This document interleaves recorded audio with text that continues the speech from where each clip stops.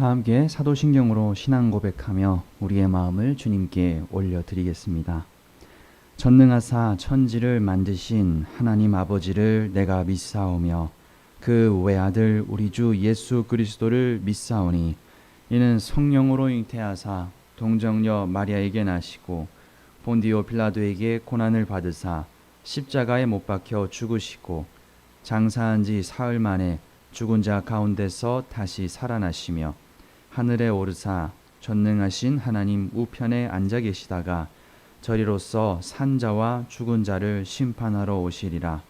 성령을 믿사오며 거룩한 공회와 성도가 서로 교통하는 것과 죄를 사하여 주시는 것과 몸이 다시 사는 것과 영원히 사는 것을 믿사옵나이다.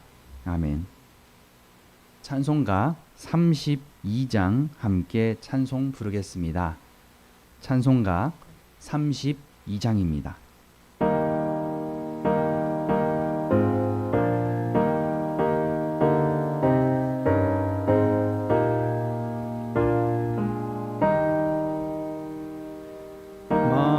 만유의 주제 존귀하신 예수 사람이 되신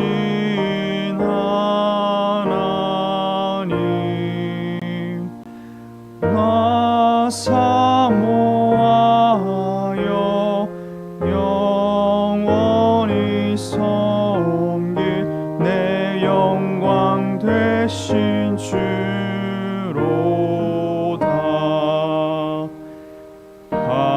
화려한 동산 무성한 저수목 다 아름답고 묘하나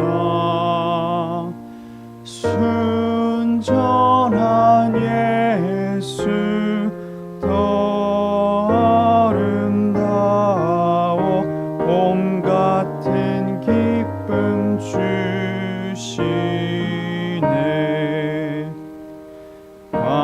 광명한 해와 명량한 저 달빛 수많은 별들 빛나나 주 예수 빛은 더 찬란하여 참 비교할 수 없도다. 아멘. 오늘 우리에게 주시는 하나님의 말씀은 히브리서 2장 1절부터 9절의 말씀입니다.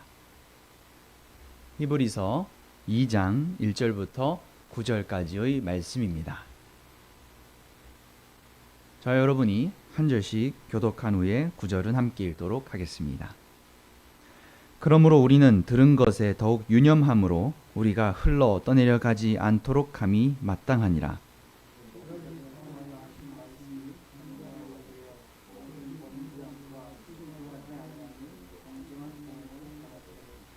우리가 이같이 큰 구원을 등한히 여기면 어찌 그 보응을 피하리요. 이 구원은 처음에 주로 말씀하신 바요 들은 자들이 우리에게 확증한 바니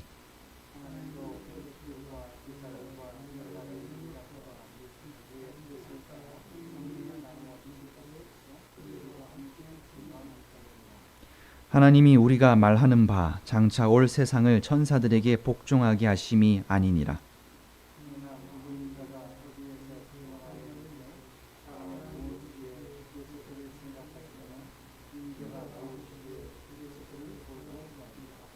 그를 잠시 동안 천사보다 못하게 하시며 영광과 존귀로 관을 씌우시며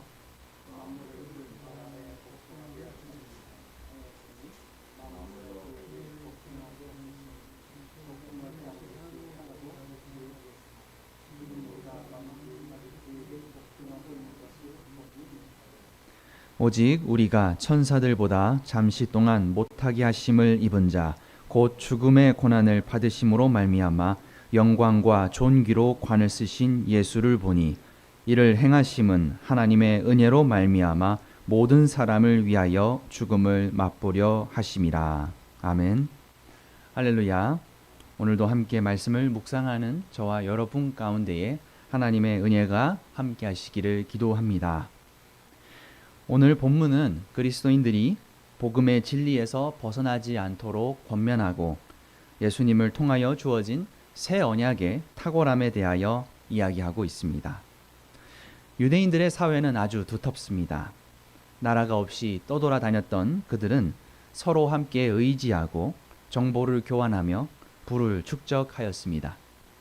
또한 각 지역마다 있었던 회당의 공동체를 통해서 많은 도움을 얻기도 하였습니다. 그런데 유대인이 그리스도인이 되었을 경우에 이 공동체로부터 외면을 받게 됩니다. 우리는 앞서 살펴본 사도행전에서 사도들이 당한 투옥과 신문, 또 스데반의 순교와 바울의 순환을 통하여 당시 초대교회가 유대교 사회에 당하였던 핍박이 아주 극렬하였다는 것을 알 수 있습니다. 이러한 현실적인 박해에 부딪혀서 예수님을 부인하거나 유대교에 대한 미련으로 다시 돌아가는 이들도 많이 있었습니다. 그들은 점차 삶의 중심에서 복음을 밀어내고 현실에 안주하면서 그리스도의 다시 오심을 점차 부인하게 되었습니다. 1절에서 히브리서는 들은 것에 더욱 유념하여서 흘러 떠내려가지 않도록 하라고 권면을 하고 있습니다. 마치 배가 급류에 휩쓸려 정박지를 지나쳐 떠내려가지 않도록 닻을 내려서 고정하라는 의미입니다. 현재 히브리서를 읽는 모두의 상황이 보통이 아니었다는 것을 보여주는 비유입니다. 그러므로 우리는 들은 것, 곧 사도들로부터 전해져 온 복음을 마음에 굳게 간직하여서 잘못된 길로 가지 않도록 주의를 기울여야 한다는 것입니다. 2절과 3절을 함께 보게 되면 천사들을 통하여 하신 말씀도 지키지 못할 때에 공정한 보응이 따르는데 큰 구원, 예수 그리스도를 통한 십자가의 복음을 등한히 여긴다면 이 보응을 어떻게 피할 수 있는가라고 이야기를 하고 있습니다.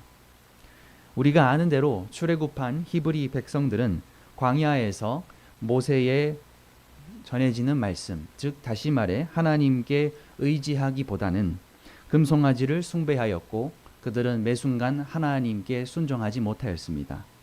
그래서 그 결과 출애굽하였던 1세대들은 모두 가나안에 들어가지 못하게 되었습니다. 마찬가지로 복음의 길을 들어왔다 하더라도 완주하지 못할 때에 우리는 바로 그 보응을 피할 수 없다라는 것입니다. 히브리서 기자는 이 혼란의 근본적인 원인을 회복하기 위하여 다시금 예수 그리스도가 누구이신가를 확인시키고자 하였습니다.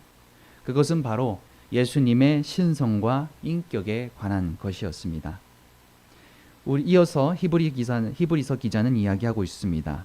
그리스도는 하나님의 영광의 광채이시며 본체의 형상이라는 것입니다. 변화산에서 예수님의 변목 가운데 넘치는 광채를 목격했던 베드로는 그것을 결코 잊지 못하여서 베드로후서 1장 16절에서부터 아주 자세하게 기록하였습니다. 또 사도 바울은 다메섹으로 가는 길에 이 광채에 눈이 멀었습니다. 하나님의 아들의 영광은 바로 창세 전부터 하나님 아버지와 함께 가졌었던 영광이기 때문입니다. 3절 후반부와 4절은 하나님께서 여러 표적들과 능력과 성령을 보내어 주심으로써 예수 그리스도가 우리를 구원하셨다는 것을 확증하였다라고 말씀하고 있습니다. 먼저 예수님께서 말씀하시고 삶으로 보여주셨습니다. 또한 들은 자라고 표현된 사도들과 교회가 이를 증언하였습니다. 이스라엘의 율법은 천사들을 통하여 전달되었지만 복음은 하나님의 아들을 통해 이 땅에 들어왔습니다. 따라서 복음을 가벼이 여겨서는 안 되는 것입니다. 성도는 구원을 소중하게 여기고 하나님의 자녀로서 또 구원받은 자의 합당한 모습으로 살아가야 합니다. 5절에서부터 히브리서 기자는 그리스도와 성도의 관계에 대해서 이야기합니다. 장차 올 세상은 천사에게 주어진 것이 아니라 그리스도께 주어졌습니다. 그리스도만이 바로 하나님의 상속자이십니다. 그리고 6절부터는 시편 8편의 말씀을 인용하고 있습니다. 하나님께서는 사람을 위하여 그리스도를 이 땅에 보내셨습니다. 그런데 천사보다 훨씬 뛰어난 하나님의 아들로서의 모습이 아니라 잠깐 동안 천사보다 못하게 하셨습니다. 우리 모두를 위하여 인간이 되신 예수 그리스도를 사람은 또 유대인들은 믿지 못하였습니다. 예수님은 낮아지시고 섬기시며 우리에게 신실하신 하나님, 또 사랑의 하나님을 가르쳐 주셨지만 그들은 예수 그리스도를 십자가에 못 박았습니다. 곧 예수 그리스도는 태초부터 하나님과 함께 하셨으며 만물의 상속자이셨지만 육신을 입고 이 땅에 오셔서 죽음의 고난을 받으셨습니다. 사람이 무엇이기에 주께서 생각하시고 돌보셨는가? 우리는 그리스도를 보며 시편 기자의 증언을 떠올리게 되는 것입니다. 이제 모두를 위하여 죽음을 견디신 아들은 십자가와 부활이라고 하는 복음의 새 언약이 되었습니다. 이제 우리는 십자가의 피로 하나님과 화평을 이루게 되었습니다. 이제 우리는 하나님께서 만물을 화평하게 하시는 새 언약을 통하여 자유를 누리게 되었습니다. 십자가를 통하여 만물을 하나님과 회복시키신 예수님은 만물의 상속자로 임명되셨습니다. 우리는 예수님께서 만물의 상속자이심을 믿고 우리를 보증하신다는 것을 확증함으로 다시 오실 예수님과 마지막 때에 만물을 복종시키시는 하나님 나라를 기다리며 또한 인내합니다. 아직 하나님의 나라는 히브리서 기자가 증언하는 대로 완전히 실현되지는 않았습니다. 그래서 여전히 그리스도께 복종하지 않는 자들이 우리 주변에 있습니다. 그들은 육신을 입고 낮아지신 예수님을 가볍게 여기고 새 언약을 믿지 않습니다. 그들은 복음을 오해하거나 믿지 못합니다. 그들은 여전히 옛 언약과 천사들을 더 중요하게 여깁니다. 그들은 그리스도를 인간으로 또 아무리 위대해도 하나님보다 열등하다고 확신하였습니다. 여기서 유대교와 기독교의 분명한 차이가 있습니다. 하나님의 아들은 영원히 하나님의 형상이십니다. 어떠한 천사와도 비교가 되지 않는 분이십니다. 기독교는 하나님의 아들이 인간이 되셨고 우리의 형상을 따라 우리의 삶을 사셨고 우리를 대신하여서 자신을 드림으로 하나님과 화평하게 하셨음을 믿습니다. 9절 말씀이 증거하는 것처럼 성도는 모든 사람을 위하여 고난을 받으시고 마침내 영광과 존귀의 관을 쓰신 예수님을 믿음으로 바라보며 하나님의 사랑을 깨닫게 됩니다. 그리스도인들은 하나님의 은혜로 하루를 살아갑니다. 하나님의 사람은 예수님처럼 세상의 유혹에 넘어가지 않고 담담하게 자기 부정과 십자가의 길을 따라갑니다. 그리고 예수님이 다시 오실 때까지 그리스도의 형상으로 변화하도록 정결하며 영광의 삶으로 나아갑니다. 동방교회 수도사였던 그레골리 발라마스라고 하는 분은 사람의 목적이란 예수님을 닮고 하나님의 나라에 함께 참여하는 것이다 라고 하였습니다. 그리고 그 일은 사람이 하는 것이 아니라 하나님께서 하시는 것이라고 증언하였습니다. 하나님께서는 우리의 삶 가운데 하나님의 뜻에 합당하고 기뻐하시는 일을 이루어 가십니다.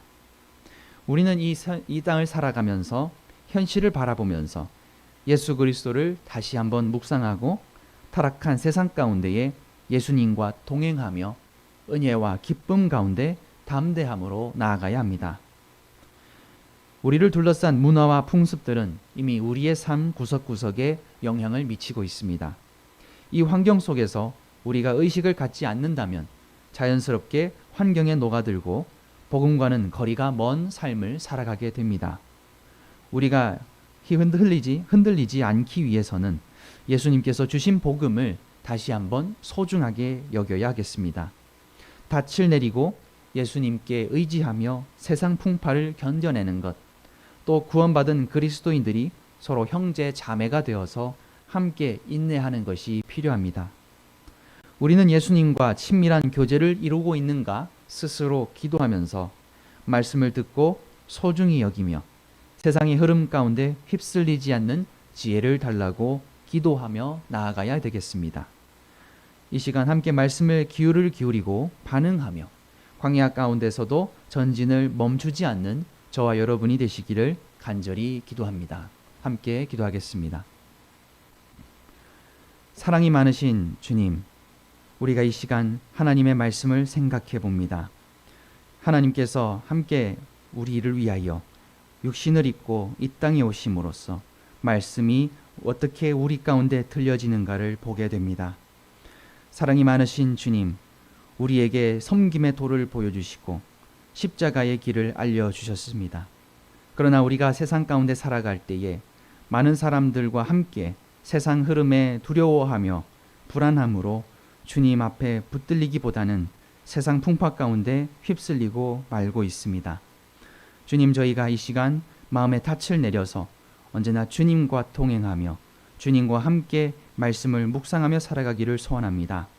그러할 때에 주님께서 우리에게 큰 은혜를 부어주시고 또한 말씀 가운데 거할 때에 주님께서 살아가신 그 모습을 우리가 함께 따라가며 주님의 나라에 참여할 수 있도록 우리에게 은혜와 지혜를 허락하여 주시기를 소원합니다.